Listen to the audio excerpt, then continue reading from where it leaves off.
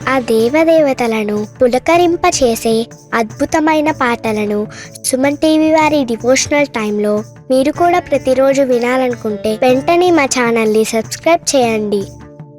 మంచి ఉదయంతో రోజంతా సంతోషంగా ప్రశాంతంగా ఉండండి. త్రిదళం త్రిగుణాకారం త్రినేత్రం చ త్రియాయుధం త్రిజన్మ పాప సంహారం ఏకబిల్వం శివార్పణం. త్రిశాకైర్బిల్వపత్రైశ్చ అశ్చిత్తై కోమలై శుభైః శివపూజాం కరిష్యామి ఏకబిల్వం శివార్పణం. అఖండ బిల్వపత్రేణ పూజితే నందికేశ్వరే శుద్ధ్యంతి సర్వపాపేభ్యః ఏకబిల్వం శివార్పణం. త్రిదళం త్రిగుణాకారం త్రినేత్రం చ త్రియాయుధం త్రిజన్మ పాప సంహారం ఏకబిల్వం శివార్పణం. త్రిశాకైర్బిల్వపత్రైశ్చ అశ్చిత్తై కోమలై శుభైః శివపూజాం కరిష్యామి ఏకబిల్వం శివార్పణం. అఖండ బిల్వపత్రేణ పూజితే నందికేశ్వరే శుద్ధ్యంతి సర్వపాపేభ్యః ఏకబిల్వం శివార్పణం. సాలగ్రామాశిలామేకాం జాతు విప్రాయయోర్పయేత్ సోమయజ్ఞ మహాపుణ్యం ఏకబిల్వం శివార్పణం. దంతికోటి సహస్రాణి వాజపేయ శతాని చ కోటి కన్యా మహాదానం ఏకబిల్వం శివార్పణం. పార్వత్యాః స్వేద సంజాతం మహాదేవస్య చ ప్రియం బిల్వవృక్షం నమస్యామి ఏకబిల్వం శివార్పణం. సాలగ్రామాశిలామేకాం జాతు విప్రాయయోర్పయేత్ సోమయజ్ఞ మహాపుణ్యం ఏకబిల్వం శివార్పణం. దంతికోటి సహస్రాణి వాజపేయ శతాని చ కోటి కన్యా మహాదానం ఏకబిల్వం శివార్పణం. పార్వత్యాః స్వేద సంజాతం మహాదేవస్య చ ప్రియం బిల్వవృక్షం నమస్యామి ఏకబిల్వం శివార్పణం. దర్శనం బిల్వవృక్షస్య స్పర్శనం పాపనాశనం అఘోర పాప సంహారం ఏకబిల్వం శివార్పణం. మూలతో బ్రహ్మరూపాయ మధ్యతో విష్ణురూపిణి అగ్రత శివరూపాయ ఏకబిల్వం శివార్పణం. బిల్వాష్టకమిదం పుణ్యం యః పఠేత్ శివసన్నిధౌ సర్వపాపా వినిర్ముక్తః ఏకబిల్వం శివార్పణం. దర్శనం బిల్వవృక్షస్య స్పర్శనం పాపనాశనం అఘోర పాప సంహారం ఏకబిల్వం శివార్పణం. మూలతో బ్రహ్మరూపాయ మధ్యతో విష్ణురూపిణి అగ్రత శివరూపాయ ఏకబిల్వం శివార్పణం. బిల్వాష్టకమిదం పుణ్యం యః పఠేత్ శివసన్నిధౌ సర్వపాపా వినిర్ముక్తః ఏకబిల్వం శివార్పణం. త్రిదళం త్రిగుణాకారం త్రినేత్రం చ త్రియాయుధం త్రిజన్మ పాప సంహారం ఏకబిల్వం శివార్పణం. త్రిశాకైర్బిల్వపత్రైశ్చ అశ్చిత్తై కోమలై శుభైః శివపూజాం కరిష్యామి ఏకబిల్వం శివార్పణం. అఖండ బిల్వపత్రేణ పూజితే నందికేశ్వరే శుద్ధ్యంతి సర్వపాపేభ్యః ఏకబిల్వం శివార్పణం. त्रिदलं त्रिगुणाकारं त्रिनेत्रं च त्रियायुधं त्रिजन्मपापसंहारम् एकबिल्वं शिवार्पणम् त्रिशाकैर्बिल्वपत्रैश्च अस्चित्तैः कोमलैः शुभैः शिवपूजां करिष्यामि एकबिल्वं शिवार्पणम् अखण्डबिल्वपत्रेण पूजिते नन्दिकेश्वरे शुध्यन्ति सर्वपापेभ्यः एकबिल्वं शिवार्पणम् सालग्रामाशिलामेकां जातु विप्राय योर्पयेत् सोमयज्ञमहापुण्यम् एकबिल्वं शिवार्पणम् दन्तिकोटिसहस्राणि वाजपेयशतानि च कोटिकन्या महादानम् एकबिल्वं शिवार्पणम्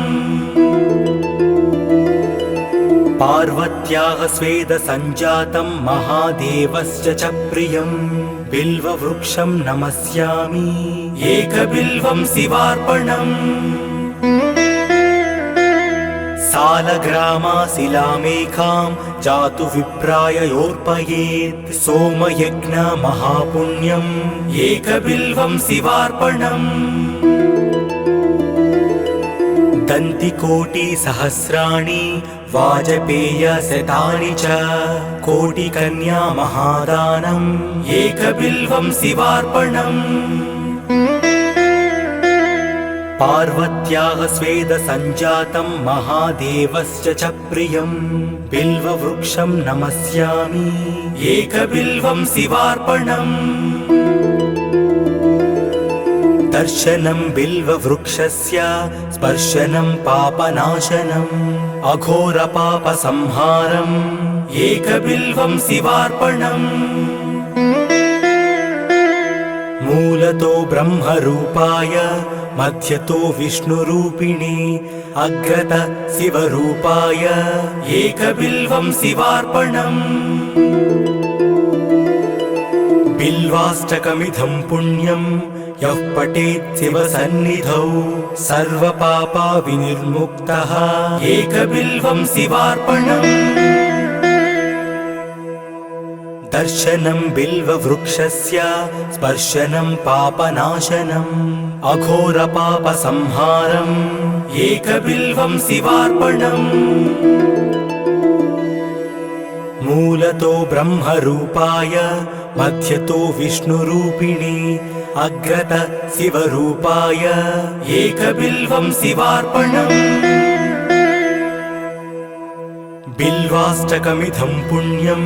यः पठेत् शिवसन्निधौ सर्वपापविनिर्मुक्तः एकबिल्वं शिवार्पणम्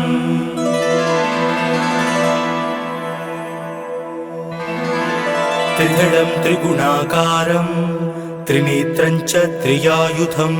त्रिजन्मपापसंहारम्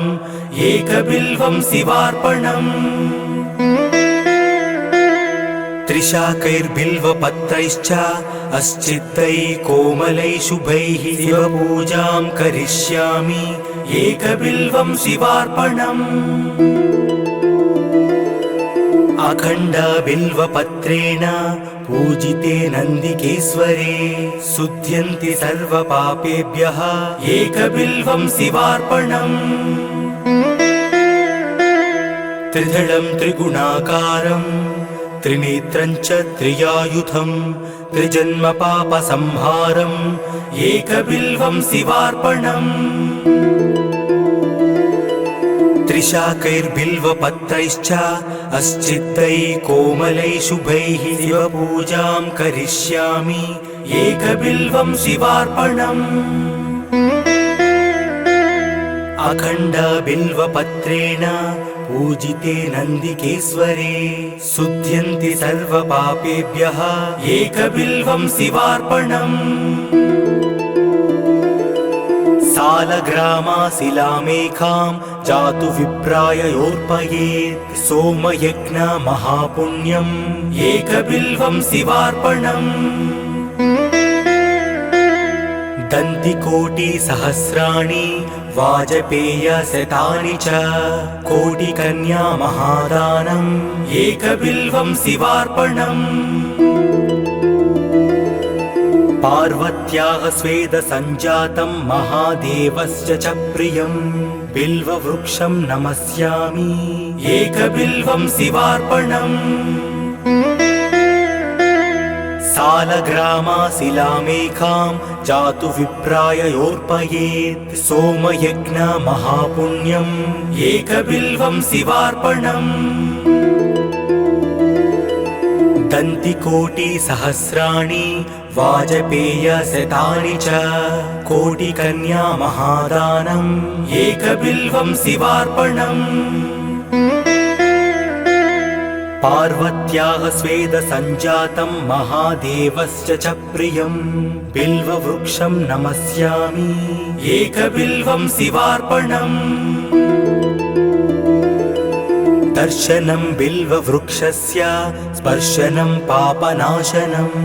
अघोरपापसंहारम् एकबिल्वं शिवार्पणम्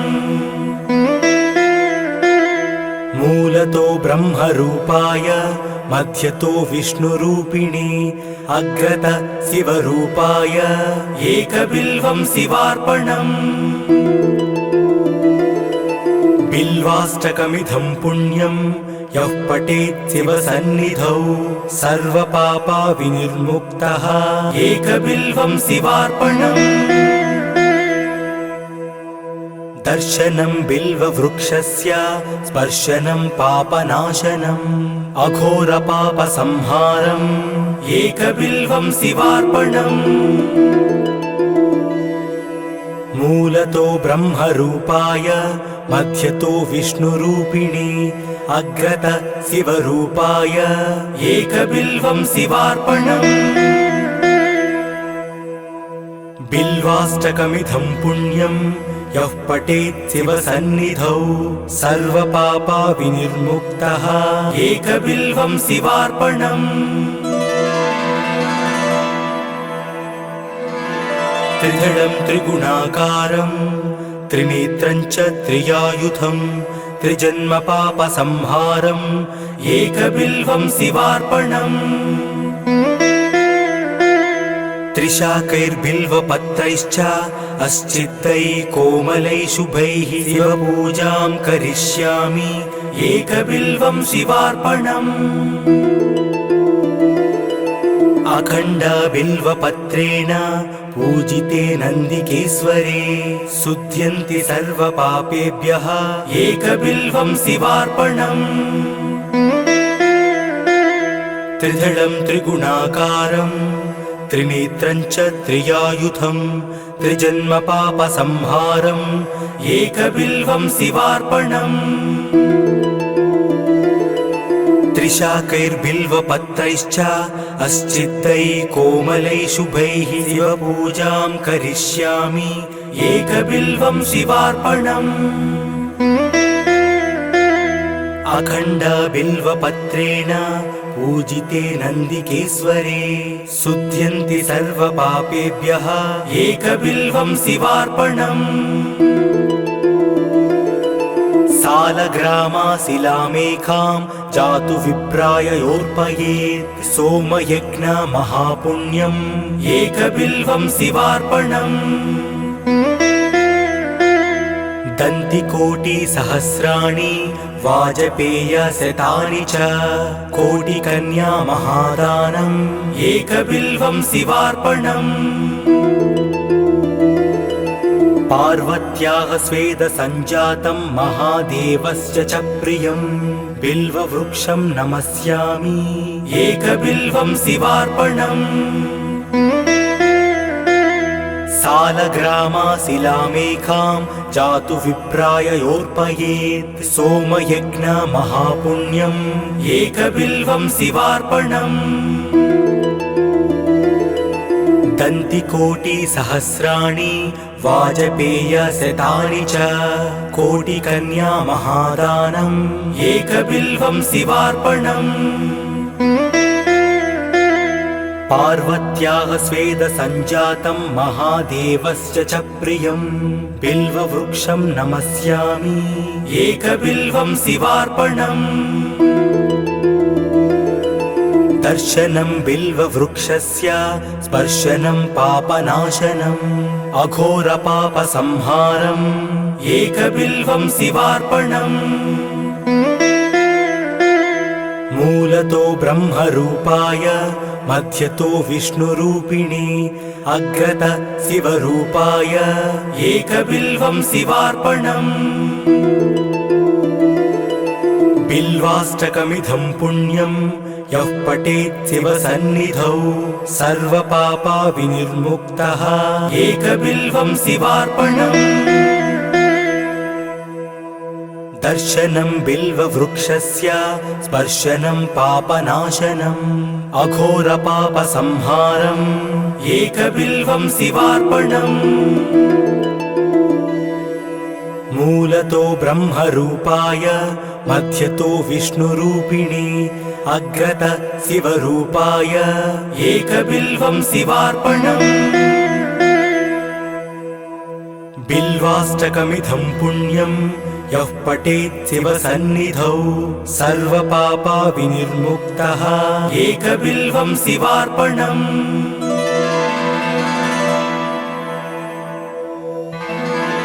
त्रिदलं त्रिगुणाकारं त्रिनेत्रं च त्रियायुधं त्रिजन्मपापसंहारम् एकबिल्वं शिवार्पणम् त्रिशाकैर्बिल्वपत्रैश्च अस्चित्तैः कोमलैः शुभैः शिवपूजां करिष्यामि एकबिल्वं शिवार्पणम् अखण्डबिल्वपत्रेण पूजिते नन्दिकेश्वरे शुध्यन्ति सर्वपापेभ्यः एकबिल्वं शिवार्पणम् त्रिदलं त्रिगुणाकारं त्रिनेत्रं च त्रियायुधं त्रिजन्मपापसंहारम् एकबिल्वं शिवार्पणम् त्रिशाकैर्बिल्वपत्रैश्च अस्चित्तैः कोमलैः शुभैः शिवपूजां करिष्यामि एकबिल्वं शिवार्पणम् अखण्डबिल्वपत्रेण पूजिते नन्दिकेश्वरे शुध्यन्ति सर्वपापेभ्यः एकबिल्वं शिवार्पणम् सालग्रामाशिलामेकां जातु विप्राययोर्पयेत् सोमयज्ञमहापुण्यम् एकबिल्वं शिवार्पणम् दन्तिकोटिसहस्राणि वाजपेयशतानि च कोटिकन्या महादानम् एकबिल्वं शिवार्पणम् पार्वत्याः स्वेदसञ्जातं महादेवस्य च प्रियं बिल्ववृक्षं नमस्यामि एकबिल्वं शिवार्पणम् सालग्रामाशिलामेकां जातु विप्राययोर्पयेत् सोमयज्ञमहापुण्यम् एकबिल्वं शिवार्पणम्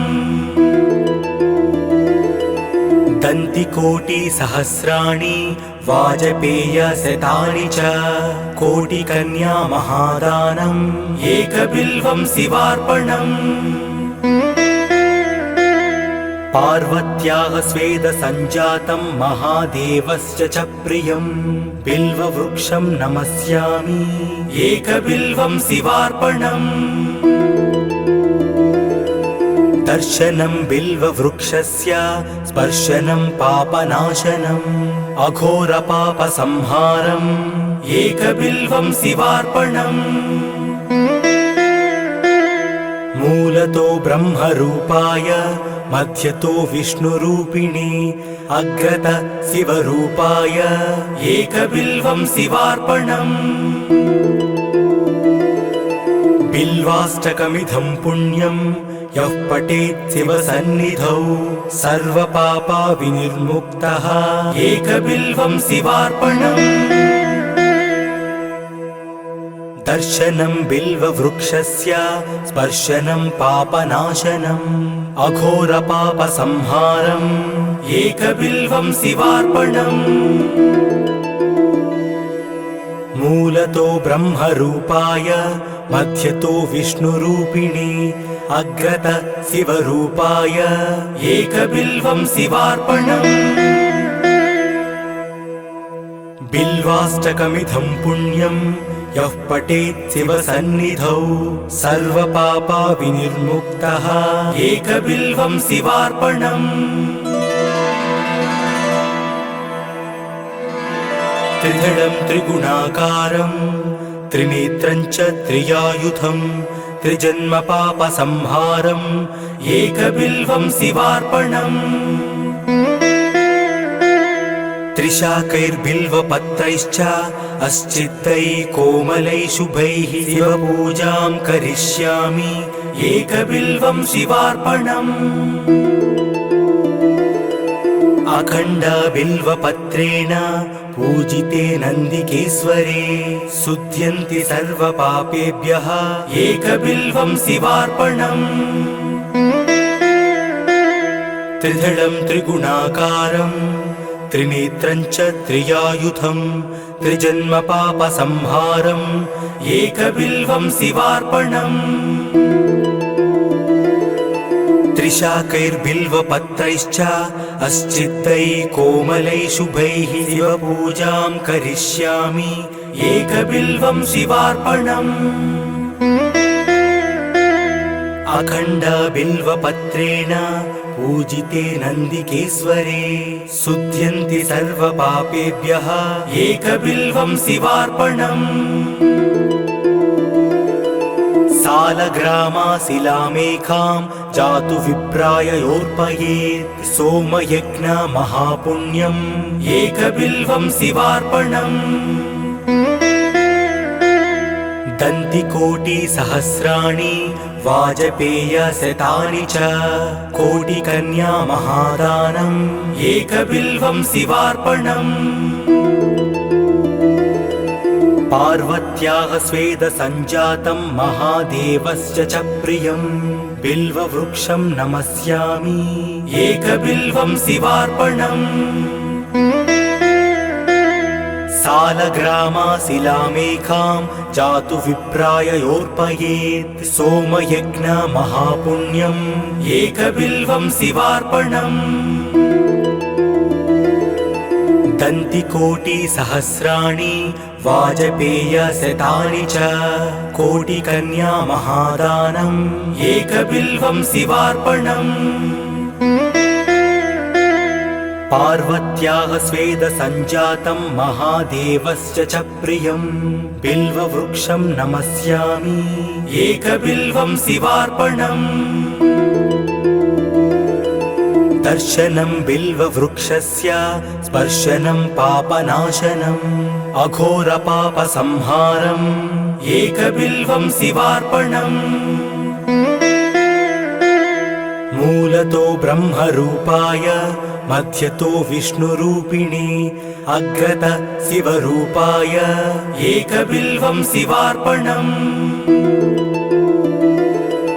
बिल्वाष्टकमिदं पुण्यं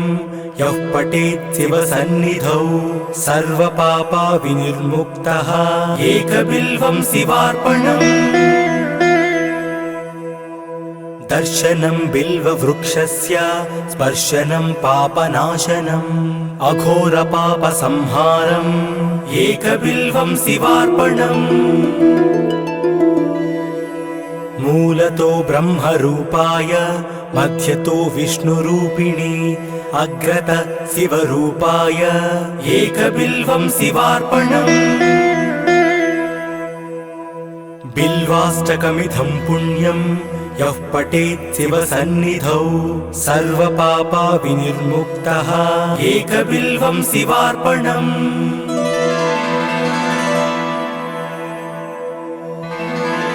त्रिदलं त्रिगुणाकारं त्रिनेत्रं च त्रियायुधं त्रिजन्मपापसंहारम् एकबिल्वं शिवार्पणम् त्रिशाकैर्बिल्वपत्रैश्च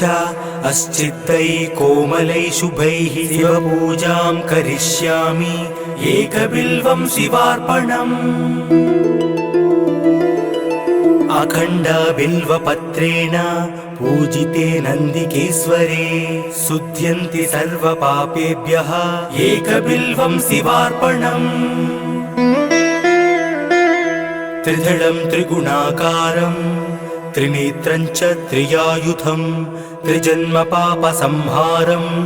एकबिल्वं शिवार्पणम् त्रिशाकैर्बिल्वपत्रैश्च अस्चित्तैः कोमलैः शुभैः शिवपूजां करिष्यामि एकबिल्वं शिवार्पणम् अखण्डबिल्वपत्रेण पूजिते नन्दिकेश्वरे शुध्यन्ति सर्वपापेभ्यः एकबिल्वं शिवार्पणम् सालग्रामाशिलामेकां जातु विप्राययोर्पयेत् सोमयज्ञ महापुण्यम् एकबिल्वं शिवार्पणम् दन्तिकोटिसहस्राणि वाजपेयशतानि च कोटिकन्या महादानम् एकबिल्वं शिवार्पणम् पार्वत्याः स्वेदसञ्जातं महादेवस्य च प्रियं बिल्ववृक्षं नमस्यामि एकबिल्वं शिवार्पणम् सालग्रामाशिलामेकां जातु विप्राययोर्पयेत् सोमयज्ञ महापुण्यम् एकबिल्वं शिवार्पणम् दन्तिकोटिसहस्राणि वाजपेयशतानि च कोटिकन्या महादानम् एकबिल्वं शिवार्पणम् पार्वत्याः स्वेदसञ्जातं महादेवस्य च प्रियं बिल्ववृक्षं नमस्यामि एकबिल्वं शिवार्पणम् दर्शनं बिल्ववृक्षस्य स्पर्शनं पापनाशनम् अघोरपापसंहारम् एकबिल्वं शिवार्पणम् मूलतो ब्रह्मरूपाय मध्यतो विष्णुरूपिणे अग्रतः शिवरूपाय एकबिल्वं शिवार्पणम् बिल्वाष्टकमिदं पुण्यं यः पठेत् शिवसन्निधौ सर्वपापविनिर्मुक्तः एकबिल्वं शिवार्पणम् दर्शनं बिल्ववृक्षस्य स्पर्शनं पापनाशनम् अघोरपापसंहारम् एकबिल्वं शिवार्पणम् मूलतो ब्रह्मरूपाय मध्यतो विष्णुरूपिणे अग्रतः शिवरूपाय एकबिल्वं शिवार्पणम् बिल्वाष्टकमिदं पुण्यं यः पठेत् शिवसन्निधौ सर्वपापविनिर्मुक्तः एकबिल्वं शिवार्पणम् त्रिदलं त्रिगुणाकारं त्रिनेत्रं च त्रियायुधं त्रिजन्मपापसंहारम् एकबिल्वं शिवार्पणम् त्रिशाकैर्बिल्वपत्रैश्च अस्चित्तैः कोमलैः शुभैः शिवपूजां करिष्यामि एकबिल्वं शिवार्पणम् अखण्डबिल्वपत्रेण पूजिते नन्दिकेश्वरे शुध्यन्ति सर्वपापेभ्यः एकबिल्वं शिवार्पणम् त्रिदलं त्रिगुणाकारं त्रिनेत्रं च त्रियायुधं त्रिजन्मपापसंहारम् एकबिल्वं शिवार्पणम् त्रिशाकैर्बिल्वपत्रैश्च अस्चित्तैः कोमलैः शुभैः शिवपूजां करिष्यामि एकबिल्वं शिवार्पणम् अखण्ड बिल्वपत्रेण पूजिते नन्दिकेश्वरे शुध्यन्ति सर्वपापेभ्यः एकबिल्वं शिवार्पणम् सालग्रामाशिलामेकां जातु विप्राय योर्पयेत् सोमयज्ञ महापुण्यम् एकबिल्वं शिवार्पणम् दन्तिकोटिसहस्राणि वाजपेयशतानि च कोटिकन्या महादानम् एकबिल्वं शिवार्पणम् पार्वत्याः स्वेदसञ्जातं महादेवस्य च प्रियम् बिल्ववृक्षं नमस्यामि एकबिल्वं शिवार्पणम् सालग्रामाशिलामेकां जातु विप्राय योर्पयेत् सोमयज्ञ महापुण्यम् एकबिल्वं शिवार्पणम् दन्तिकोटिसहस्राणि वाजपेयशतानि च कोटिकन्या महादानम् एकबिल्वं शिवार्पणम् पार्वत्याः स्वेदसञ्जातं महादेवस्य च प्रियम् बिल्ववृक्षं नमस्यामि एकबिल्वं शिवार्पणम् दर्शनं बिल्ववृक्षस्य स्पर्शनं पापनाशनम् अघोरपापसंहारम् एकबिल्वं शिवार्पणम् मूलतो ब्रह्मरूपाय मध्यतो विष्णुरूपिणे अग्रत शिवरूपाय एकबिल्वं शिवार्पणम् बिल्वाष्टकमिदं पुण्यं यः पठेत् शिवसन्निधौ सर्वपापा विनिर्मुक्तः एकबिल्वं शिवार्पणम् दर्शनं बिल्ववृक्षस्य स्पर्शनं पापनाशनम् अघोरपापसंहारम् एकबिल्वं शिवार्पणम् मूलतो ब्रह्मरूपाय मध्यतो विष्णुरूपिणे अग्रत शिवरूपाय एकबिल्वं शिवार्पणम् बिल्वाष्टकमिदं पुण्यं यः पठेत् शिवसन्निधौ सर्वपापा विनिर्मुक्तः एकबिल्वं शिवार्पणम्